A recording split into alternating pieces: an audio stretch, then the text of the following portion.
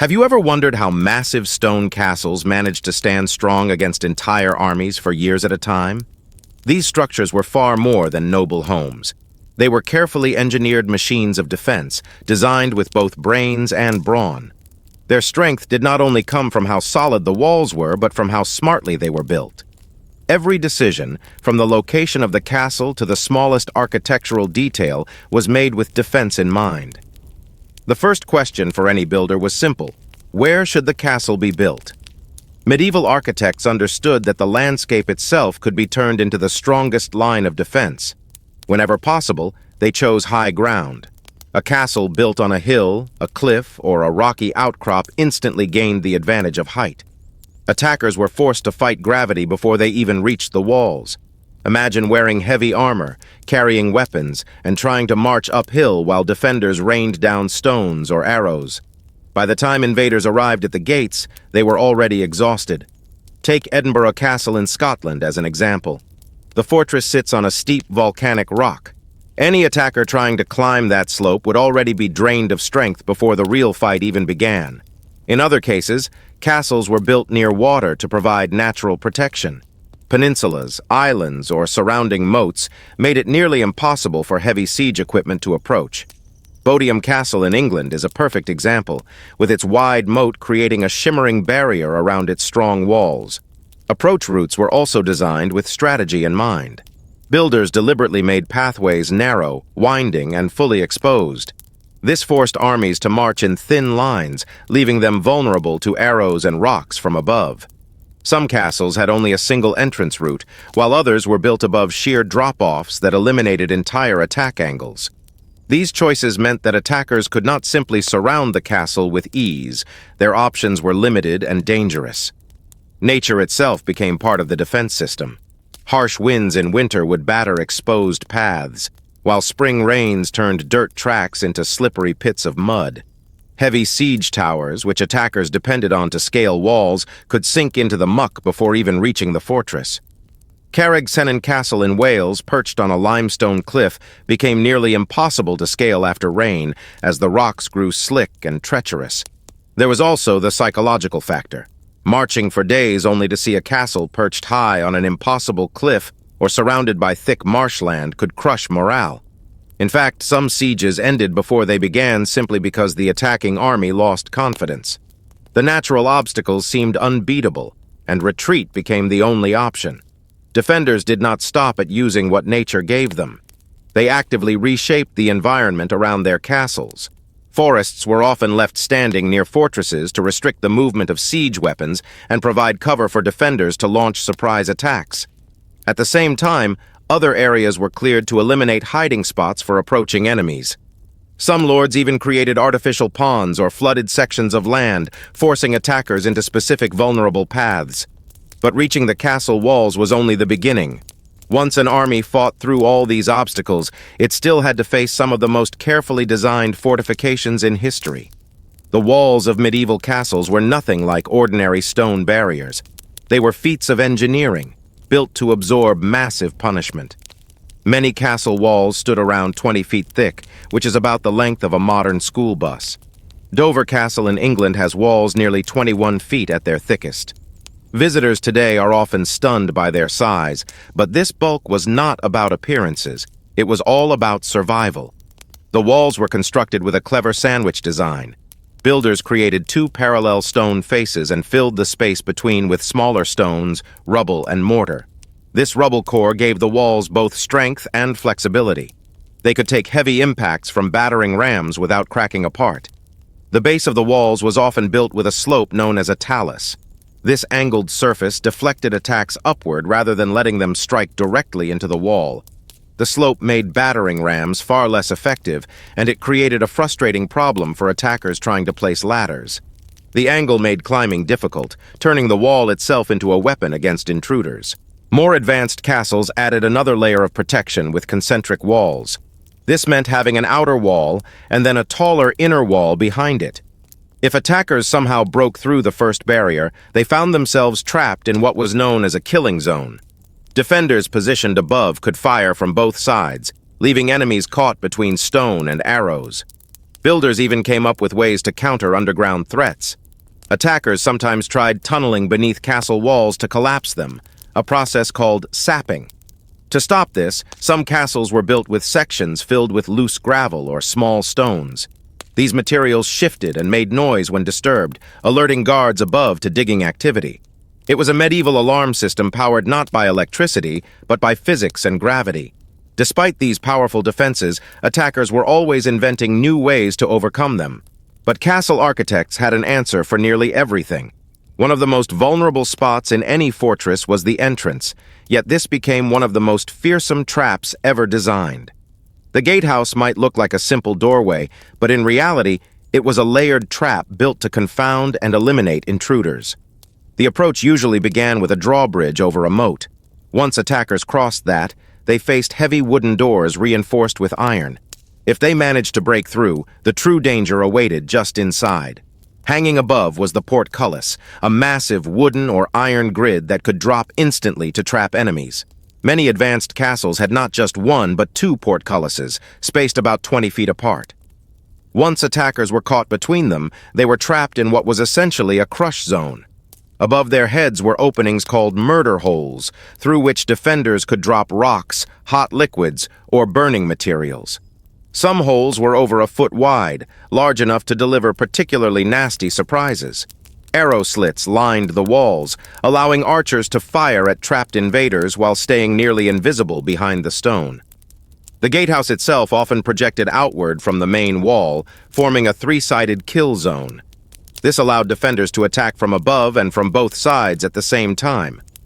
At Beaumaris Castle in Wales, for example, the gatehouse extended nearly 40 feet beyond the main walls, forcing invaders to march into a deadly corridor where few survived. Psychological tricks were also built into entrances. Some gatehouses had sharp turns that disoriented attackers and prevented battering rams from gaining momentum.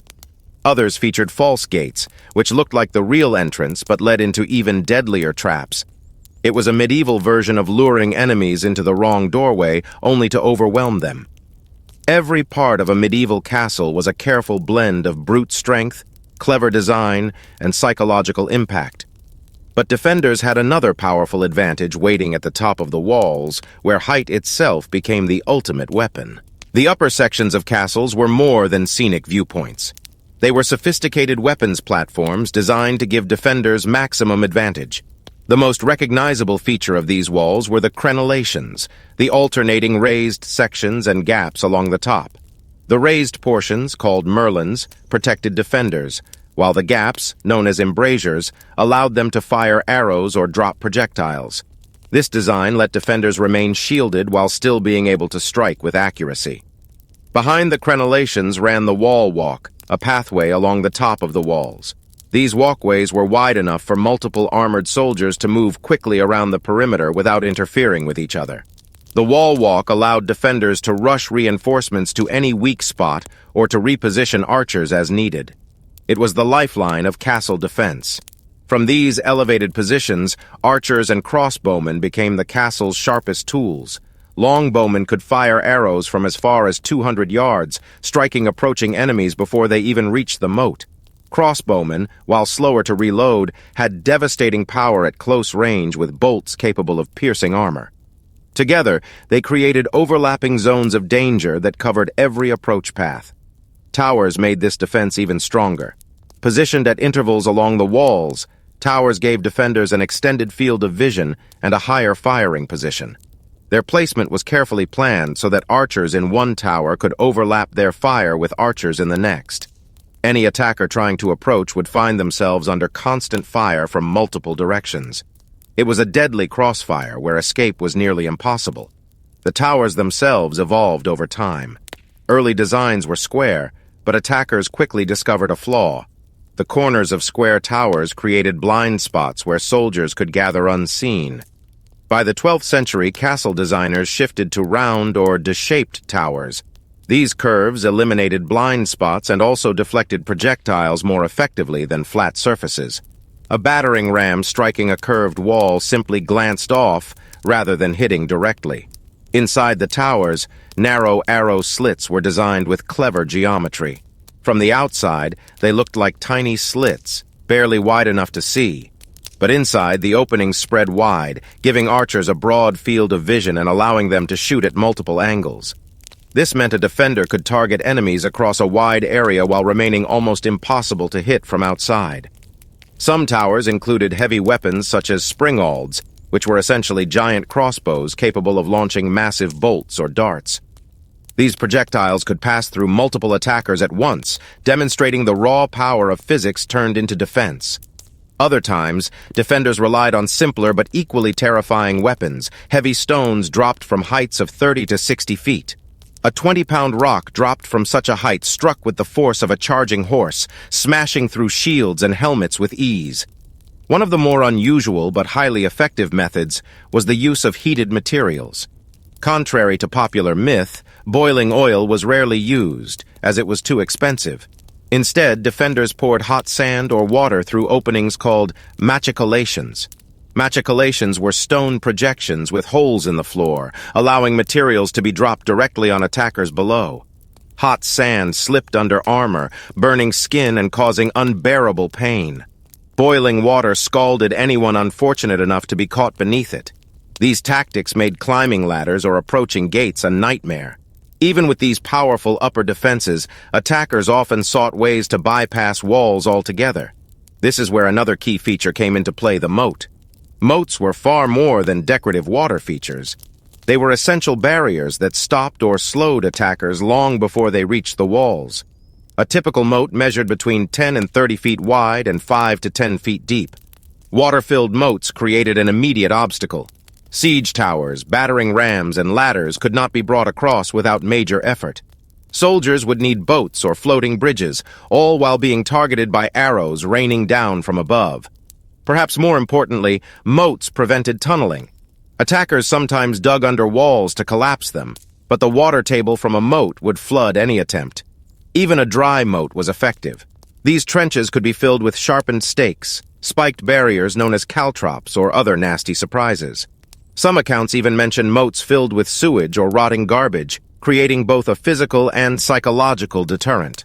In warmer climates, defenders sometimes took the psychological element further by filling moats with dangerous animals. Crossing a moat required massive preparation. Armies often tried filling sections with dirt, rocks, or timber to create makeshift bridges. This process could take hours or even days, and all the while defenders targeted them with arrows, stones, or fire from above. Drawbridges added another clever obstacle. Operated by chains or counterweights, they could be raised in seconds, creating an impassable gap between the outer world and the gatehouse. Some castles even featured multiple drawbridges in sequence, forcing attackers to overcome one obstacle after another. Interestingly, not every moat was as deep as it appeared. Archaeological studies of Bodiam Castle have revealed that in many places, the moat was surprisingly shallow. This suggests that it may have been designed partly for show. Its broad, reflective surface projected strength and intimidation, reinforcing the impression of a fortress too strong to overcome. In medieval warfare, appearance often mattered as much as actual strength. If an army believed a castle was invincible, half the battle was already won. But if attackers managed to cross the moat and press forward, they would encounter another major defensive structure: the towers. These were not just tall stone buildings. They were command centers, observation posts, and powerful defensive platforms all in one. Rising up to 100 feet tall, they gave defenders the ultimate advantage of height. Lookouts stationed at the tops of towers could spot approaching armies from miles away. Some castles, like the Tour de Constance in France, even featured special chambers for signal fires. Beacons could be seen 20 miles away, warning nearby settlements and allies of incoming danger. These watchtowers functioned as early warning systems, much like modern surveillance, except their alerts were made of smoke, fire, and flags. The design of towers also showed incredible attention to detail. Spiral staircases inside them often curved clockwise. This was not a random choice. Most attackers were right-handed and would carry their swords in their right hands. Climbing a clockwise staircase restricted their ability to swing effectively, while defenders coming down had more room to strike. A small architectural choice created a big advantage. Towers were also connected to wall walks, allowing defenders to move quickly between sections of the fortress. During a siege, this meant reinforcements could be sent to weak points without exposing themselves to enemy fire in open courtyards. The entire structure functioned like a living organism, with soldiers moving through it like veins carrying strength to wherever it was needed. Despite all these advantages, castles were never invincible. The true test of any fortress came not from direct assaults, but from long sieges. Once the gates were shut and the drawbridge raised, a castle had to transform from a defensive structure into a self-sustaining community. The greatest question was not just whether it could keep enemies out, but whether it could keep its own people alive for weeks or even months under pressure. Food was the first priority. Massive underground storerooms known as undercrofts were built to store grain, beans, and dried fruit. These cool, dry spaces protected food from spoilage and could hold enough supplies to last months. Barrels of salted fish, smoked meats, and aged cheeses lined the walls, while dried grains served as the mainstay of meals. A well-prepared castle could support its garrison and inhabitants for 3 to 6 months. Some, like Dover Castle in England, were designed to endure an entire year of isolation. But food alone was not enough. Water was even more essential. Without a steady supply of clean water, no fortress could withstand a siege for long. Builders dug deep wells into the bedrock beneath the castle, some plunging over 100 feet to reach underground springs. The well at Crac des Chevaliers in Syria, for example, extends 120 feet down. Rainwater was also collected in enormous cisterns, some capable of holding thousands of gallons. Smart builders even constructed these water sources before laying the first stone of the walls, ensuring that workers had water throughout the years-long building process. This careful preparation meant that once sealed off from the outside world, a castle could become a self-contained city. But life inside during a siege was far from comfortable. Life inside a besieged castle was tense, cramped, and often miserable. The stone walls that once symbolized strength and security quickly turned into the boundaries of a cage. Hundreds of people, soldiers, servants, villagers, and nobles might all find themselves confined together. Space was limited, and priorities were clear. Military defense came first, comfort last. The Great Hall, which normally hosted feasts and celebrations, often transformed into a shelter for refugees from the surrounding countryside. Families crammed into corners with what belongings they could carry. Livestock was sometimes herded inside the bailey to prevent the enemy from seizing it. Chickens, goats, and sheep shared space with humans, adding noise, smell, and chaos. Sanitation quickly became a problem. With waste piling up, diseases such as dysentery spread rapidly. Medieval medicine had little to combat these outbreaks, so illness inside the walls could sometimes kill more people than the besieging army outside. Daily life revolved around survival routines. Bakers kept ovens running day and night to stretch flour supplies into bread. Blacksmiths repaired armor, sharpened weapons, and fixed damaged hinges or chains on drawbridges. Cooks tried to make meals out of limited supplies, often boiling grains into thin porridge. Meat, if available, was salted or smoked to last longer. For many, hunger was a constant companion. Children and non-combatants were often put to work carrying water, gathering firewood, or serving as messengers inside the castle. Every pair of hands mattered. Even women and the elderly contributed to the defense-filling buckets of sand to extinguish fire arrows, assisting in the kitchens, or tending to the wounded. A castle under siege became a hive of frantic activity where survival demanded that everyone take part. The pressure of constant danger wore on morale. Defenders had to remain alert day and night, ready for sudden assaults. Torches and lanterns lit the walls after dark, while guards rotated in shifts to avoid exhaustion. But sleep was still scarce, as the sounds of enemy engines hammering, soldiers shouting, and arrows clattering against stone filled the night.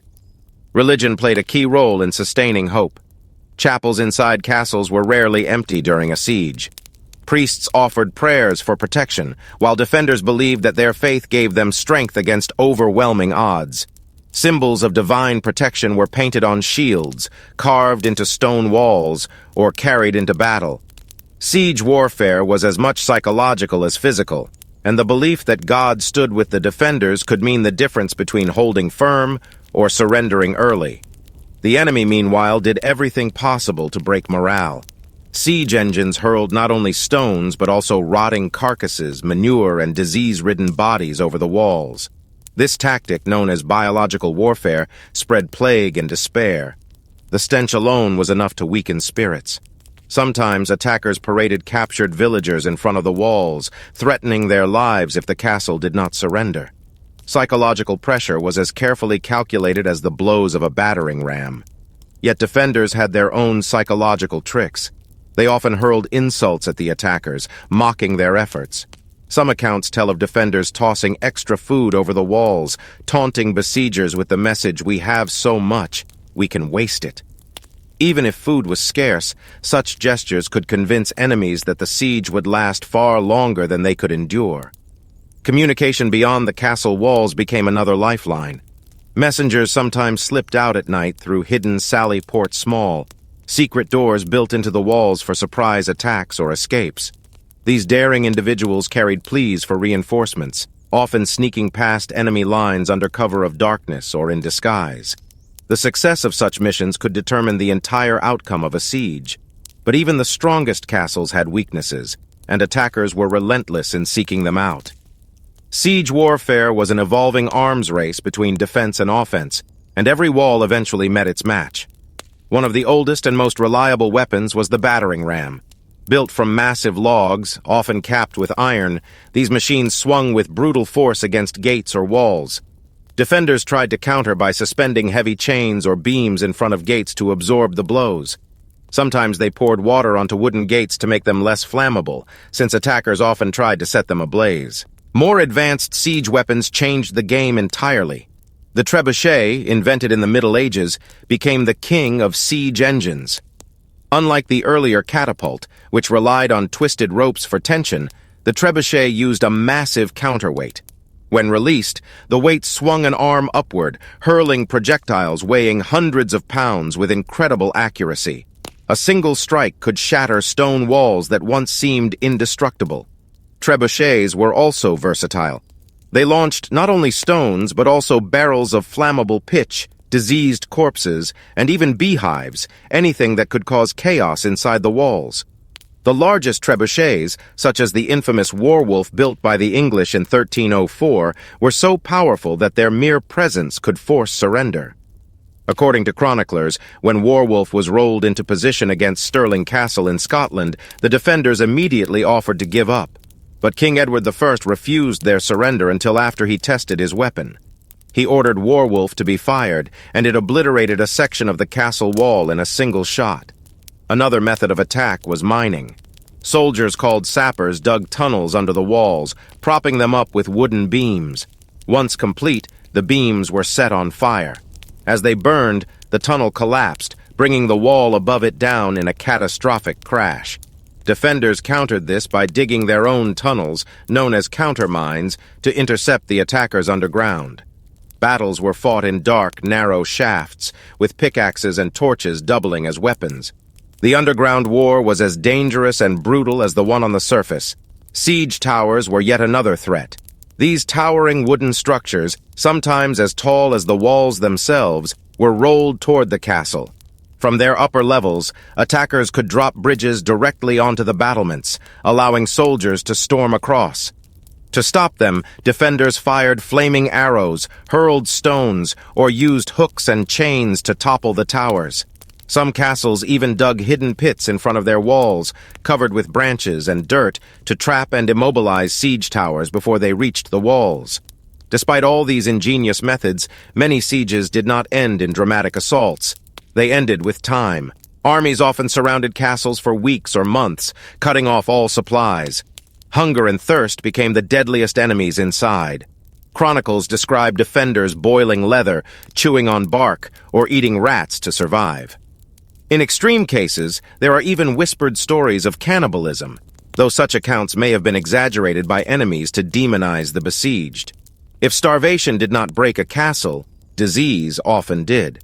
Close quarters, poor sanitation, and limited food weakened immune systems, turning castles into breeding grounds for illness. Once disease spread, resistance collapsed quickly. A siege could be won without a single stone thrown, simply by waiting for the defenders to waste away. And yet, castles remained central to medieval warfare for centuries because of one enduring fact: even if they could eventually fall, they bought precious time. A well-defended castle could hold out long enough for reinforcements to arrive, for enemy supplies to run out, or for political negotiations to shift the balance. Castles were not just fortresses of stone, they were weapons of time, capable of delaying and exhausting even the most determined invaders. By the late Middle Ages, however, a new force emerged that would change everything. Gunpowder, with its cannons and explosives, began to challenge the centuries-old dominance of castles. Stone walls that had withstood generations of arrows, rams, and trebuchets now faced a weapon that could blast through them in hours. The golden age of the medieval castle was about to meet its end. The arrival of gunpowder in Europe changed the face of warfare forever. For centuries, castles had stood as symbols of security, solid walls of stone that seemed unbreakable. But by the late Middle Ages, a thunderous new weapon began to test that belief. Cannons, with their deep booms and devastating force, could tear apart fortifications that had once been thought eternal. Gunpowder itself first traveled westward from China, where it had been used in simple fire lances and fireworks. The Mongols are believed to have carried it into the Middle East, and from there it reached Europe sometime in the 13th century. At first, European use of gunpowder was clumsy. Early cannons were little more than iron tubes strapped to wooden frames, unpredictable and prone to exploding on their own gunners. But even in their crude form, they carried a terrifying psychological weight. The noise alone, an earth-shaking roar unlike anything medieval soldiers had ever heard, could panic defenders and horses alike. By the 14th century, cannons had grown larger, more reliable, and far more destructive. Unlike a trebuchet, which required careful construction and dozens of men to operate, a cannon could be set up more quickly and deliver continuous fire. Its projectiles were not enormous boulders, but iron balls, dense and devastating. These cannonballs did not just chip away at walls, they shattered them, leaving gaping cracks and sending shards of stone flying like shrapnel. One of the most famous examples came in 1453, during the fall of Constantinople. The Byzantine capital had survived countless sieges across more than 1,000 years, protected by its legendary Theodosian wall-stripple layers of stone and towers that had withstood everything from battering rams to trebuchets. But when the Ottoman Sultan Mehmed II brought his massive cannons, including the colossal bombard built by the Hungarian engineer Orban, everything changed. These weapons hurled stone balls weighing over half a ton, smashing sections of the walls day after day. After weeks of bombardment, the unthinkable happened. The walls cracked, collapsed, and the Ottomans stormed the city. Constantinople fell, marking not just the end of the Byzantine Empire, but also the end of the old age of castle defense. Europe took note. If Constantinople's walls could be broken, no fortress was truly safe. And so began a race between artillery and architecture. Castles and fortified towns started adapting their designs, creating thicker, lower walls angled to deflect cannon fire. Round towers replaced square ones, since sharp corners crumbled too easily under bombardment. Moats grew wider to keep cannons at a distance. These changes marked the transition from the medieval castle to what historians call the bastion fort or star fort, which dominated the Renaissance. But during this transition, traditional castles were still in use, and their defenders had to improvise. Some castles reinforced their gateways with earth mounds, since packed dirt absorbed cannon impacts better than stone. Others built outer walls, known as boulevards or ravelins, to absorb the brunt of artillery before it reached the main fortress. Inside, defenders sometimes mounted their own smaller cannons on the battlements, firing back at besiegers with iron shot. Cannons did not eliminate the old siege engines overnight. Trebuchets and battering rams still appeared well into the 15th century, partly because they required no expensive gunpowder. In some campaigns, commanders used both trebuchets to fling disease and fire, cannons to break the walls. But gradually, as gunpowder production expanded and artillery technology improved, cannons became the undisputed kings of siege warfare. Life inside a castle under cannon fire was even more terrifying than under a traditional siege. The thunder of artillery never stopped. Unlike trebuchet stones, which defenders could sometimes dodge or repair, cannonballs tore deep into the structure itself. Each strike sent tremors through the walls, knocking dust and debris into the air. Rooms that had once felt safe suddenly seemed fragile. Chapels shook, staircases cracked, and towers leaned dangerously. Defenders did what they could to counter this new threat. They built earthen ramparts behind stone walls to absorb the force. They dug deeper wells to ensure water could not be cut off. They stationed carpenters and masons with ready supplies of timber and mortar to repair damage between bombardments. But no matter how hard they worked, morale often broke faster than the stone. To watch your home crumble under relentless cannon fire was to feel the world itself turning against you. One of the most famous examples of castles resisting cannon fire came during the Wars of the Roses in England. In 1462, Bamburgh Castle, perched dramatically on the Northumberland coast, was bombarded by Yorkist cannons.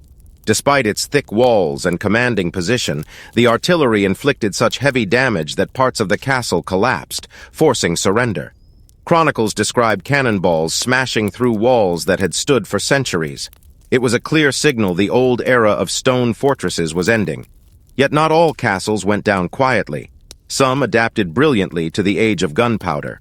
For instance, the French constructed fortified chateaux with angled bastions designed specifically to withstand cannon fire. In Italy, engineers like Francesco di Giorgio Martini pioneered designs that spread the impact of cannonballs across sloped surfaces, preventing walls from shattering. These innovations gave birth to the star-shaped forts that dotted Europe during the Renaissance, with triangular bastions jutting out like teeth, overlapping fields of fire, and wide ditches keeping artillery at bay.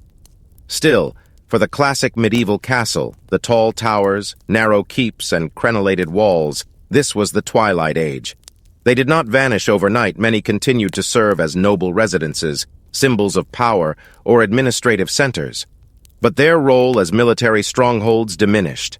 Cannons had rewritten the rules of war. Interestingly, while cannons ended the supremacy of castles, they also created new opportunities for spectacle and intimidation. Monarchs and commanders used massive artillery not just as weapons but as displays of power. Cannons were given names like Mons Meg in Scotland, de la Grille in Belgium, or the Ottoman Basilica. These were more than machines, they were symbols, rolling emblems of the new age of warfare. For soldiers on the battlefield, the shift was profound. A knight in shining armor, once the terror of foot soldiers, now found himself vulnerable to gunpowder weapons. A musket ball could pierce armor that no sword or arrow ever could. The culture of chivalry of duels, charges, and heroic stands faded before the grim efficiency of gunpowder. But even as cannons dominated sieges, castles remained culturally powerful. People still built them, still lived in them, still told stories of bravery on their battlements. Even in decline, castles never lost their mystique. They became relics of a heroic age, reminders of a time when walls stood tall against every threat until the thunder of cannons changed history forever. The story of castles, however, doesn't end with their decline on the battlefield. Many found new lives as palaces, estates, or administrative centers. Others crumbled into ruins, their stones repurposed for villages and farms. And some were preserved as monuments to the medieval past, still standing today as testaments to centuries of human ambition, struggle, and ingenuity.